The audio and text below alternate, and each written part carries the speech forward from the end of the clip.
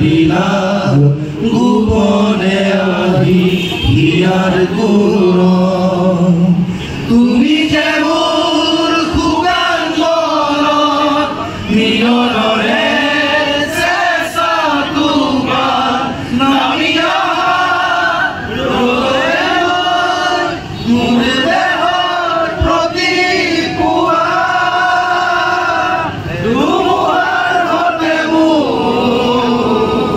বহু যুগৰে নাচো আৰু ভাষা মোৰ বহু দিনৰে আপোন নিজানৰ গান মোৰ শেষ হ'ব ভাবো তোমাৰ গুণ মায়াবিনী ৰাতিৰ বুকুত দেখা পালো তোমাৰ ছবি ধৰা দিলা গোপনে আহি ইয়াৰ কোন তুমি যে মোৰ শুকান মনত নিয়ৰৰে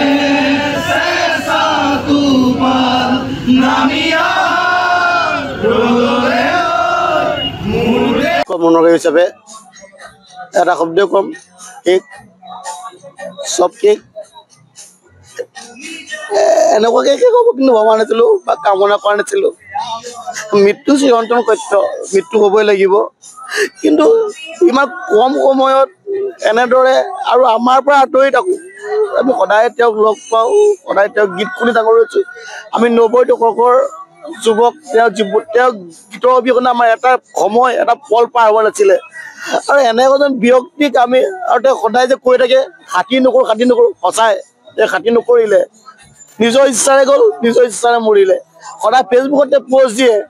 আমুকৰ গা ভাল নাই তামুকৰ শিক্ষাৰ টকাৰ প্ৰয়োজন কিন্তু তেওঁ সেইটো খাতি নকৰিলে বিন্দাছ তেওঁ গুচি গ'ল কিন্তু এনেকুৱা কম সময়ত এনেকৈ আমাক এৰি যাব নালাগে দাদা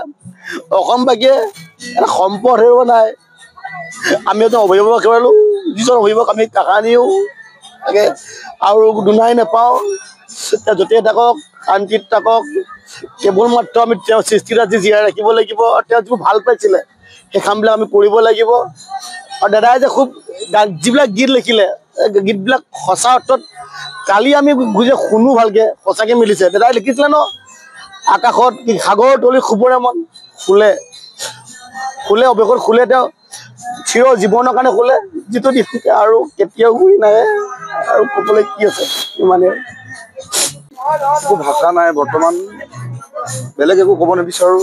দাদাৰ লগত বহুত কাম থাকি গ'ল আদৰুৱাৰ বাবে আৰু কেতিয়াও আশা কৰা এটা নকৰা দিন আমাৰ মাজত দাদা পটককৈ গুচি গ'ল আমাৰ পৰা বাই বাই টাইগাৰ বেলেগ একো ক'ব নাই ক'বলৈ একো হেৰি নাই এতিয়া বৰ্তমান বেলেগ দুখত আছোঁ বহু কাম বাকী থাকি গ'ল দাদাৰ লগত চিনেমা কাম চলি আছিলে চিনেমা আদৰুৱা হৈ গ'ল দাদা কেতিয়াও আৰু আমি ঘূৰাই নাপাওঁ গুচি গ'ল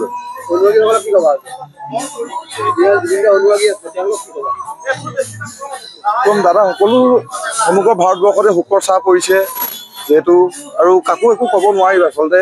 বহুত বেয়া এটা চিটুৱেশ্যন হৈ আছে আজি আৰু এই বছৰটো খুবেই বেয়া বুলি আমি